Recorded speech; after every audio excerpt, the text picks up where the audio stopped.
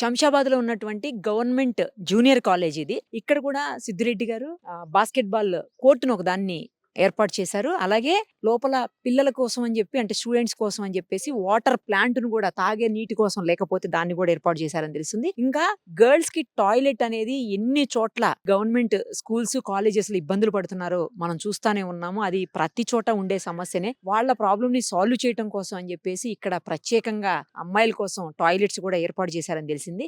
ఇంకా ఏం చేశారు, ఏంటి అన్ని వివరాలు కూడా ప్రిన్సిపల్‌ని అడిగి తెలుసుకుందాం రండి. ఏం చేశారు చెప్పండి? మీ కాలేజ్‌కి సిద్దిరెడ్డి గారు ఏం చేశారు? సిద్దిరెడ్డి గారు చాలా మంచి సేవలు చేశారు. స్టేట్ లో ఎక్కడ లేని విధంగా 8 లక్షలతోటి ఇంటర్నేషనల్ స్టాండర్డ్ లో బాస్కెట్ బాల్ కోర్ట్ ఏర్పాటు చేశారు. ఇలాంటి కోర్టు స్టేట్ మొత్తంలో ఇది ఒక్కటే.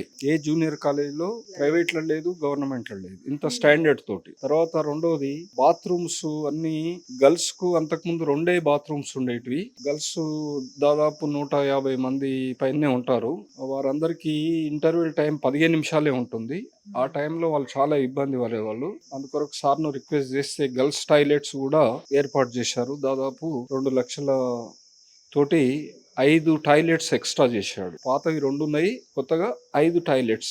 తర్వాత ఆధునికీకరణ, టైల్స్ లోపట గాని బయట గాని చాలా నీట్ గా చేశారు. ఆ తర్వాత మూడవది ఇక్కడ వాటర్ ప్లాంట్ ఏర్పాటు చేశారు. పిల్లలకు మాది వాటర్ ప్లాంట్ ఉంటే అది రిపేర్కి వెళ్ళింది. సారు దానికి 1,00,000 రూపాయలతోటి తాగే నీటి కొరకు వాటర్ ప్లాంట్ ఏర్పాటు చేశారు. ఈ 3 పనులు వాళ్ళు చేసి ఈ పేద విద్యార్థుల కొరకు ఈ కాలేజీకి మేము రిక్వెస్ట్ చేయడం వల్ల వారి యొక్క సేవల్ని అందించారు. ఏం చదువుతున్నావు?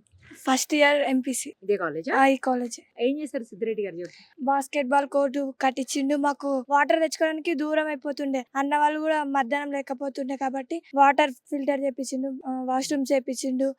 ఇన్నే కూర్చొని మేము బాస్కెట్ బాల్ కోర్ట్ కట్టించిండు కాబట్టి పొద్దున ప్రేయర్ కి కానీ మాకు చదువుకోవడానికి కానీ ప్లేస్ మంచిగా ఉంది.